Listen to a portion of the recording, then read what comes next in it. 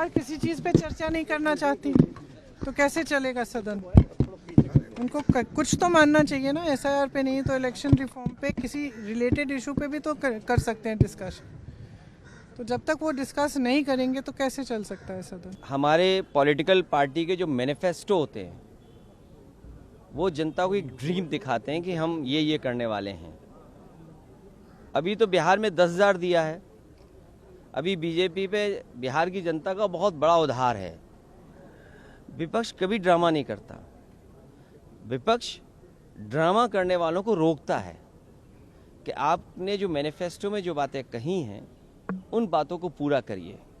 चुनाव में हारना जीतना ये लगा ही रहता है। कल हम अयोध्या हारे थे, इस बार अयोध्या जीत गए। जो बुनियादी सवाल है, लोगों की जान जा रही है, लोग भाग रहे हैं, एक दूसरे से पूछ रहे हैं। जो आपने बीएलओ बनाए हैं उनको कोई ट्रेनिंग नहीं दी आपने ट्रेनिंग के बिना आप बोर्ड बनवाना चाहते हैं। चुनाव आयोग की जिम्मेदारी बनती है कि सभी का वोट बनाएं। ये काम हम पॉलिटिकल पार्टी के वर्कर्स कर रहे हैं कि हमारा वोट कटे नहीं। सोचिए कितना विरोधाभास है कि हम पॉलिटिकल पार्टी के लोग प्रयास कर रहे हैं कि हमारा वोट न कटे, काटा न जाए, क्योंकि बीजेपी का हर काम, हर फैसला चुनाव आयोग के माध्यम से ये है कि इनका वोट काटा जाए। हम अपना वोट बचाने के लिए लड़ाई लड़ रहे हैं।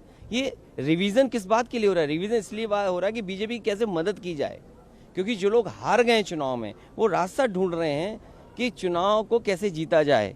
इनके पास रिसोर्सेज हैं और रिसोर्सेज इतनी हैं कि इन्होंने बड़ी बड़ी आईटी कंपनी हायर की हुई हैं।